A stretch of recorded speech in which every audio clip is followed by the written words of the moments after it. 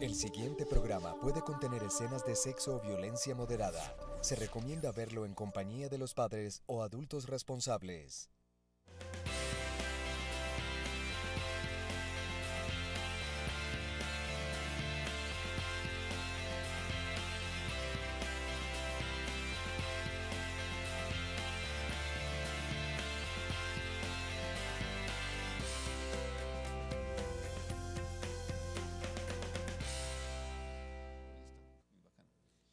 Muy buenos días, bienvenidos a Consúltenos para ser feliz. Qué dicha para mí siempre estar con ustedes acá, aprendiendo, igual que ustedes, a vivir la vida distinto, de una forma más amable y ser felices. A eso vinimos, recuerden, a ser felices. Ser feliz, no que alguien me haga feliz, que eso es bastante distinto. Martes y jueves, 7:30 de la mañana, Canal 3 de UNE, estamos con ustedes siempre con esta información. 886-9111. Nuestra línea telefónica para sus llamadas, sus preguntas, sus inquietudes. Sebastián Robledo Giraldo, él es un ingeniero industrial y una persona feliz. Y vamos a hablar con él sobre eso, él por qué es feliz, en lo que él hace, en lo que él es. Sebastián, muy buenos días. Muy buenos días, Aníbal. Gracias por venir, Sebastián. Y aparte que lo conozco hace un tiempo y somos grandes amigos, siempre me llama la atención de Sebastián que cuando uno lo ve está tranquilo, está sonriente y es feliz. ¿Usted es feliz? Sí, y muchas gracias por la invitación. ¿Por qué soy feliz? Sí. Porque pues he entendido que hay momentos muy bonitos en la vida y hay momentos que no son tan bonitos, pero que así estemos en momentos muy difíciles, la felicidad no debe depender en lo que nos rodea, sino es más una decisión que he tomado de ser feliz, independientemente qué circunstancias hay alrededor, si hay salud, si hay algunas amistades o si hay dinero. Usualmente cuando yo hablo de felicidad y cuando invito a personas que son felices, muchas veces en la calle la gente me dice, pues que usted invita a gente que es feliz porque le ha tocado fácil. No ha tenido problemas, porque tipo es mono, está bonito, de ojos verdes. La ha pasado chévere, así cualquiera sería feliz. Sin que usted haya sido una persona sufrida o si su vida ha sido perfectamente maravillosa, sin problemas, pensaría la gente. Absolutamente no. He vivido situaciones muy difíciles, como la de mi papá, que a los 19 años pues falleció. A él lo asesinaron aquí en Manizales y en ese momento mi vida cambió. Vos tienes 19 años. 19 años, sí. Estudiando en la universidad, vida tranquila, y él se muere. Sí, lo tenía, o sea, antes de eso uno podría decir que lo tenía todo, ¿cierto? Tenía pues mi pareja, mi novia, estaba estudiando en la universidad, jugaba tenis, pues hacía lo que cualquier muchacho promedio de 19 años que esté en la universidad pues haría. Y nunca pensando en la plata. Y nunca la plata llegaba fácil. Sí, sí. Siempre había esa provisión. Cuando él falleció, pues me tocó asumir las responsabilidades que él tenía. Manejar una empresa, manejar deudas, manejar socios, manejar empleados y aparte de todo eso, seguir con mi sueño de estudiar. Entonces, en ese momento ya empecé a tener menos tiempo para dedicarme al estudio. Se había vuelto un reto más que las notas, el sostenerme dentro de la universidad. Y ahí empezó un proceso muy difícil que duró muchísimos años, porque asumí unas deudas que no eran mías, porque cuando no están con el sector financiero, las deudas se heredan, cuando están con terceros. Entonces ese fue mi caso. Entonces de un momento a otro pasé de ser un estudiante normal a tener deudas, a tener que pensar en que había que pagar una mensualidad y unas obligaciones, a que habían unos socios y a tener que empezar a trabajar en lo que hubiera. Entonces en ese momento pues empecé a buscar empleo, no salían los empleos pues, que necesitaba para las deudas que tenían, que eran millones en ese momento. Entonces uno de los trabajos que hice fue repartir leche a las 4 de la mañana. Me levantaba muy temprano, salía en un carro que había dejado mi papá y me iba a Minitas a recoger leche y a repartirla. Y me acuerdo una vez que uno ganaba muy poquito. Y me acuerdo una vez que hubo un día muy difícil, casi se daña el carro, llegué a la casa súper cansado, preguntándome, o sea, o sea, qué era lo que me pasaba, ¿cierto? ¿Por qué me estaba tocando esa situación? Y dejé el carro afuera, entré, hice unas cosas, salí y se habían robado el gato. Eso era el día del trabajo, un día de trabajo, comprar un gato. Entonces me invadió mucha nostalgia, desesperación y sin embargo es en esos momentos donde uno dice, o sea, ¿qué hago? ¿Cierto? Donde uno siente como que Dios lo dejó de sostener a uno. Y sin embargo seguí y si por ejemplo yo pudiera devolver el tiempo e ir a ese momento, a ese joven de 20 años y poder abrazarlo y decirle que todo va a salir bien, decirle que aunque esté perdiendo el partido, lo va a ganar por goleada, me encantaría hacerlo. Porque si volviera a tener esos momentos o si volviera a experimentar esas situaciones, sería más humilde y entendería que es un proceso de vida, o sea, que es algo que uno necesita aprender. El ser humano que uno es ahora lo es no por las cosas normales que uno haya vivido, sino por esas cosas que lo sacan de escenario, donde lo pone uno a pensar qué es la felicidad, o sea, cuáles son los sueños, cuál es el propósito de uno en la tierra y qué es lo que a uno verdaderamente lo llena. 886-9111, nuestra línea telefónica, si quieren hacerle preguntas a Sebastián.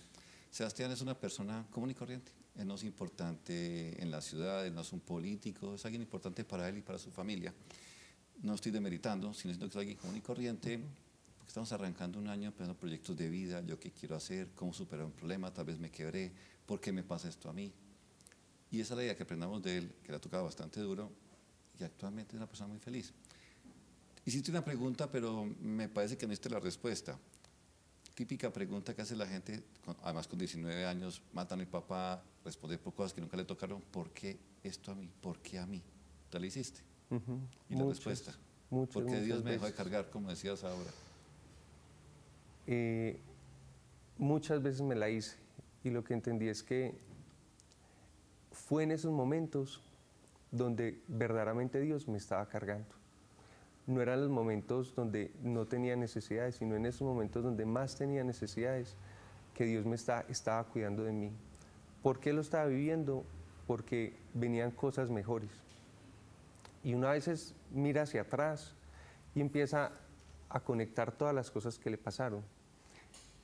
Y me di cuenta que todas esas cosas que me habían pasado era porque después las iba a necesitar. Es como que uno va por la vida con una maletica y a uno le pasan cosas y de esas cosas uno recibe algo, ya sea humildad, sencillez, servicio, todas esas cositas uno las va guardando en esa maleta y llega un momento donde uno las debe utilizar y las debe empezar a sacar.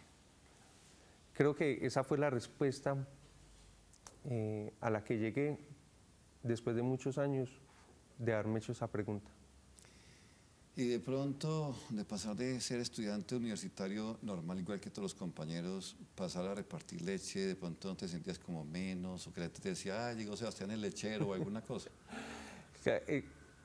Sí, y el reto, y eso es bueno que a uno le pase, eso es bueno porque le enseña a uno a quitarse etiquetas que uno tiene, que a veces uno no se da cuenta, que pasar de ser el joven, el buen hijo, el buen deportista, el buen estudiante, que uno no se da cuenta que uno tiene esas etiquetas, a veces a decir, ahí viene el lechero, ahí viene el mal estudiante, pues porque mi rendimiento académico bajó muchísimo, obviamente.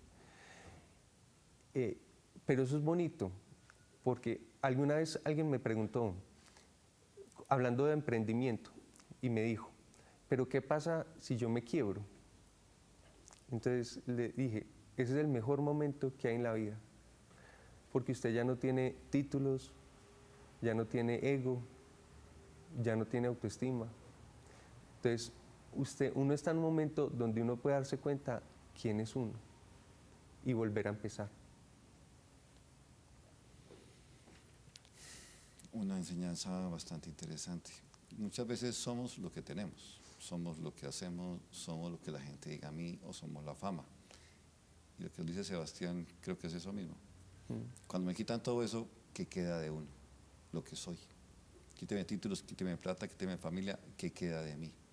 Y mucha gente puede decir, pues no queda nada si no hay familia, muchas cosas. Eso es importante. Nunca decimos que no es importante la familia, claro que sí, la salud es importantísima. Pero sin salud hay gente que es feliz. Sin familia hay gente que es feliz. ¿Cómo hacen eso? Retomemos la historia de Sebastián. Ya 20 años, está repartiendo leche, sigue estudiando. ¿Qué pasa en tu vida? Listo, después de repartir leche, darme cuenta que no, por ahí no podía solucionar el tema financiero. Alguien me dijo, ay, ¿por qué no vende boletas? Y empecé a vender boletas. Rifaba un marrano y rifaba una plata, un viaje. Y ese fue de los aprendizajes más grandes que he tenido en la vida.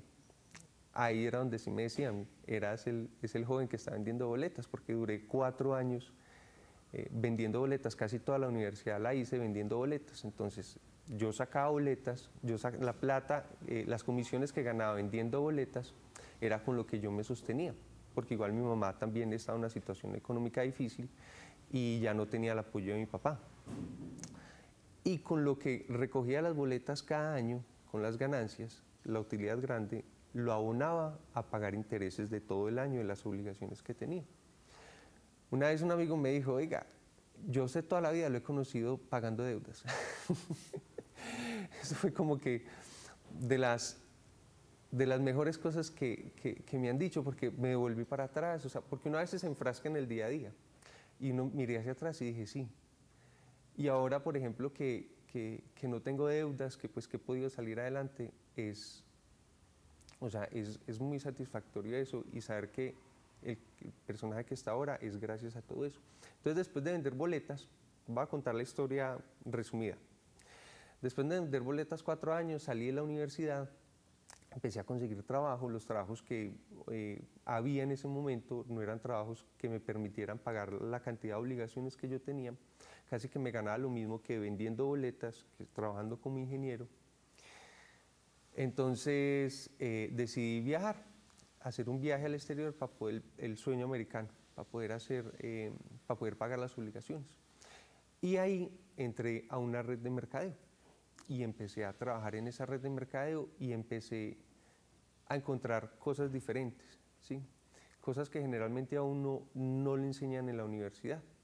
Cosas, por ejemplo, como las que tú dices en el programa, ¿cierto? Como qué es lo que a usted lo hace feliz, cuáles son sus sueños, qué es lo que realmente le apasiona.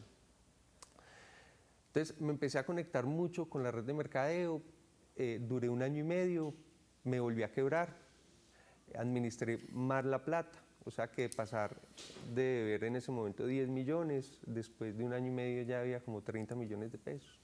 Era horrible, una situación horrible. Y en esa segunda quebrada, pues porque la primera era la de mi papá, dije voy a volver a empezar. Y empecé a trabajar como cajero en un banco, en el sector financiero.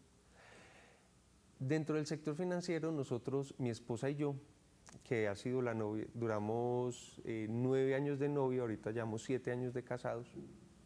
Ha sido la única novia pues, prácticamente que he tenido.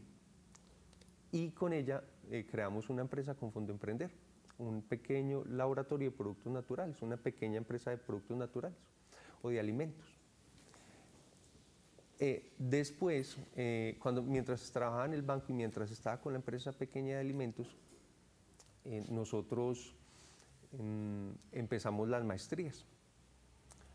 Hice la maestría gracias a que el banco me pagó la mitad y con las primas que me daban pagaba la otra mitad. Casi que el banco fue el que me ayudó para poder hacer la maestría. Y lo más bonito en la maestría fue que cuando empezó la primera clase, un profesor nos dijo, usted debe escoger un tema que le apasione, porque ustedes que están haciendo maestría y están trabajando, les toca muy duro. Y esa pasión es la que les va a dar la gasolina para que puedan resistir estos 2 o 3 años que van a estar aquí con nosotros. Entonces eso me volvió a sacudir, porque hace rato no me hacía esa pregunta, ¿qué es lo que me apasiona? ¿Qué es lo que me hace feliz? ¿Cierto? ¿Qué es lo que yo haciendo me puede hacer feliz?